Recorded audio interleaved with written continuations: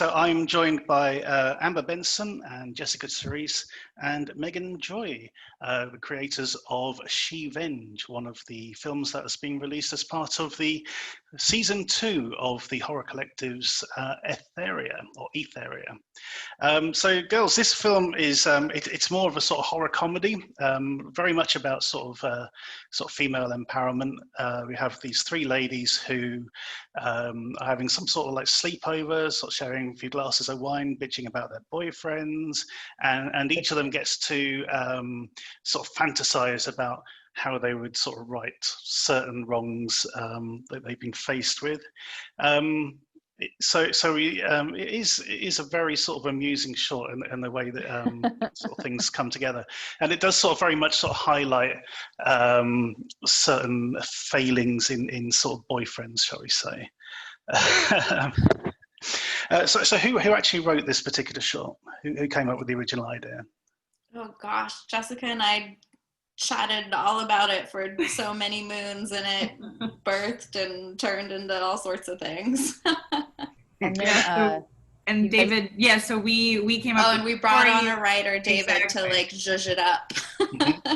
So would you say there was sort of like an element of truth to certain behaviors in this film? That if your partner is bad, then chuck him, and obviously don't murder him. But that women deserve good partners. No one was murdered in the filmmaking of Shevenge. I think my one of my favorite things when they brought me in to direct it, I had no hand in the creation of the screenplay. That was David Greenman and Jess and Em and Megan. But when I read the script the first time, there was a placeholder that Greenman had put in when they're doing Megan's sequence. It says Latin, Latin, Latin. Yes. And he always intended it to be just a placeholder. He was going to come up with some Latin.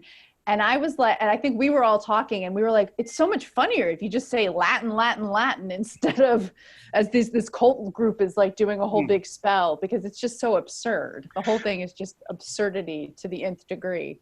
It would be a stretch, wouldn't it, if these girls actually knew some Latin, Very smart ladies. They do know Latin and Greek and exactly. David's one-liners were Aramaic. So great. Yes. Yeah. I think it was the second boyfriend who came in, and I must admit, I thought, okay, yeah, he deserves to die. He deserves something. It's the way he came in, just totally ignored everything she'd done, and such a jerk. Eugene was so good in that role. He was fantastic. He killed it, and he's the sweetest human, so it's very funny. Nice. He's the nicest. It's interesting. I mean, you have three different characters showing different facets of like shitty behavior, shall we say? So the first guy is just like, well, he's sleeping with his backing singer or something, or they suspect him of sleeping with his backing singer. One of many girls. The second one just doesn't appreciate his other half. But then the third one is sort of like over compensating, as it were, sort of and again, I suppose it's one of those things, isn't it? One person might think, oh, that's way too clingy, whereas the other one says, okay, but he's just being nice. So it was an interesting balance. I think that was kind of the point, is that sometimes, we talk about bad boyfriends, but maybe there's like a little bit of it takes two to tango. So maybe she's got some issues that she needs to work on, and he's got some issues he needs to work on. Maybe they're both responsible, Absolutely. We tried to be fair. No one's hating on men. It's not an anti-male movie. It's just sometimes it's just girls together. It's just girls together, sort of girls supporting waxing girls. lyrical, and of course, absolutely.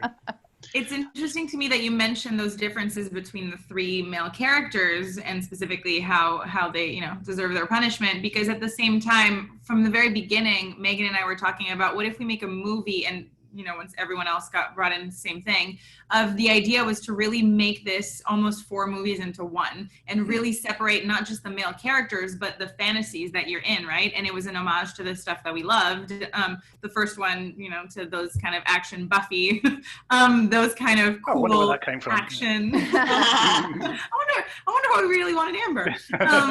Who could perfectly tell it? There's a Sin City sort of beginning, and that also is in it, and obviously Amber can speak to that in terms of visually, but that was also something. It's interesting that you point out those 3 very specific differences, because it was really an intention from the very beginning of making almost self-encompassing little movies within already a short. So it's interesting as well. I mean, maybe if they all switch around boyfriends, they'd have actually been quite happy. Yeah. That's the reboot. That's amazing. That's hilarious. I love that. That's great. Everyone has their person. Yeah. That's hilarious. Oh, that's funny. Do a wife swap or something. I don't know. So, Amber, how did you get involved in this particular project? I think, as we were joking before, I think Buffy was sort of instrumental in me getting the gig. I think everybody was kind of a Buffy fan, and the sort of heightened reality that Shevenge presented in screenplay form and that we tried to sort of inject into the film itself is very much in that Buffy world of heightened reality. Yes, you identify with these characters, you love them, you feel for them, but it's also this sort of bizarre, absurdist, heightened sort of reality too at the same time. So I blame Buffy. It's Joss Whedon's fault that I directed Shevenge. So I mean, you're right. It is a heightened reality, but I think even I think a lot of people will see an element of truth in it. Even though it is exaggerated to the point where you're threatening to kill people, but at the same time, I think a lot of people are going to go, yeah, I've seen that behaviour, on both sides, both from the women and from the men, probably. Yeah. I think that's it's very interesting. So I just want to sort of talk a little bit, because this film was made a few years ago, I believe, 2017 maybe. Came out in 2015. We premiered at LA Film Fest 2015. Okay, so I'm just sort of want to sort of pick up about the horror collective and Etheria itself, because my exposure, and a lot of people's exposure to Etheria, is going to be through the series that's on Amazon Prime. But from what I understand, there was also a film festival that originally started this off. So how weird is it, to be talking now about a film that was made 5 years ago? That's getting another lease of life, as it were. It's almost, I'm just jumping in here, and ladies, I don't want to speak for them, but to me, the fact that there's been this pause and we've all worked on other stuff and coming back, it's, you have even not just more of an appreciation, but you can see things, you're so removed from it that you can see things even more clearly and look back on it. And from the experiences that I've had since, and looking back on, on how fantastic it was, and also how sort of ahead of what's going on right now it was. It's the perfect film for these current times. It was pre-Me Too, pre-Time's Up. So that's also interesting to see, where that was. But I think it's wonderful. I hope we're still talking about it, 20 years from now. Absolutely. I love the Etheria Film Festival. I have been sort of a very tangential part of it for quite a while. I've been a judge for the film festival. I have gone to a bunch of the fests.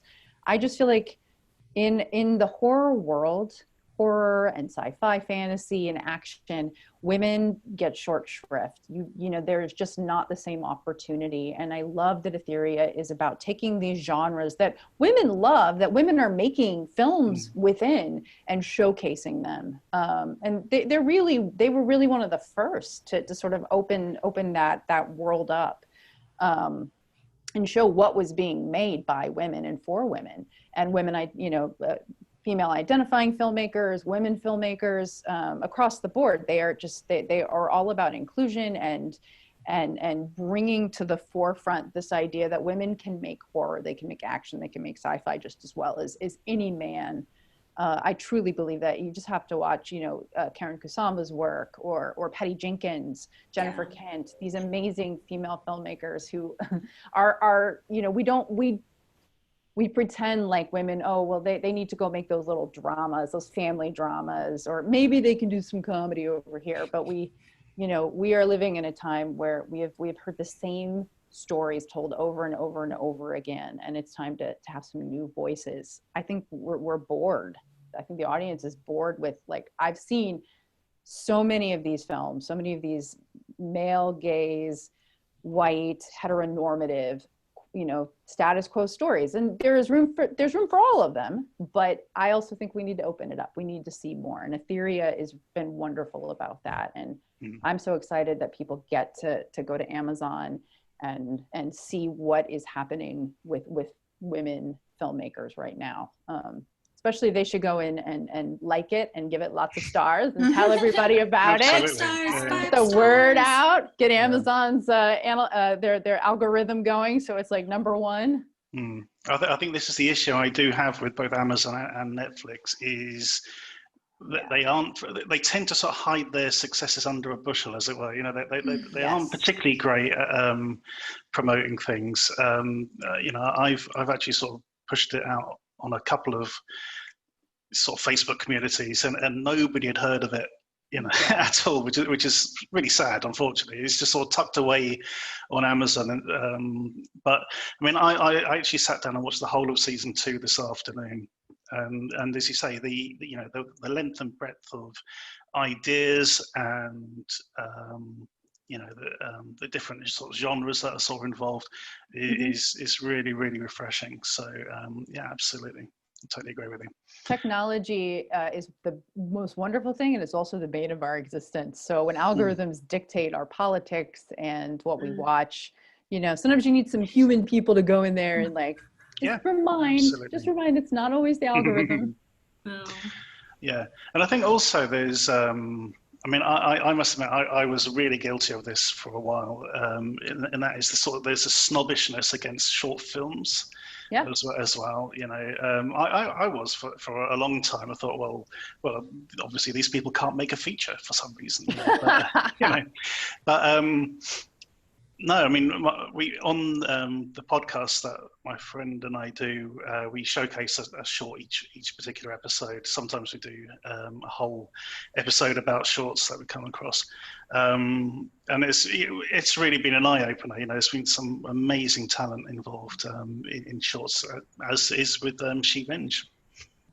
Yeah, I think, shorts opened the door for women and people of color and LGBTQ filmmakers because, we live in a society where they don't get the money allocated to them. So it's less that they can't make a feature. It's more that they can't get the money because it's like, oh, you're a lady. I don't know if you can do this. And so you make a short because it's, less money and it's proof of concept. It's proof of your talent. So you're right. I think, shorts get short shrift, as I like to say.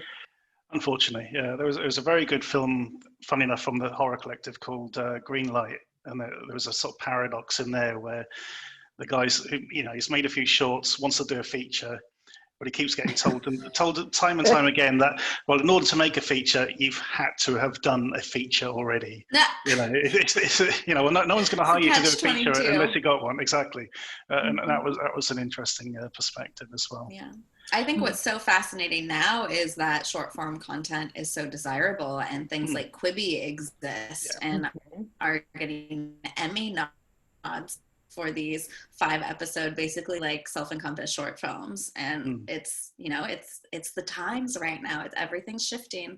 It was shifting when we made Shevenge, and it's shifting even more now. Absolutely, yeah. Ladies, I've got to go, unfortunately, because I've got another call coming up soon. But it's been it's been brilliant talking to you. So Shevenge is part of season 2 of Etheria, which you can find on Amazon Prime. Ladies, thank you very much for your time tonight. Thank you. Thanks. Bye. Bye. All right.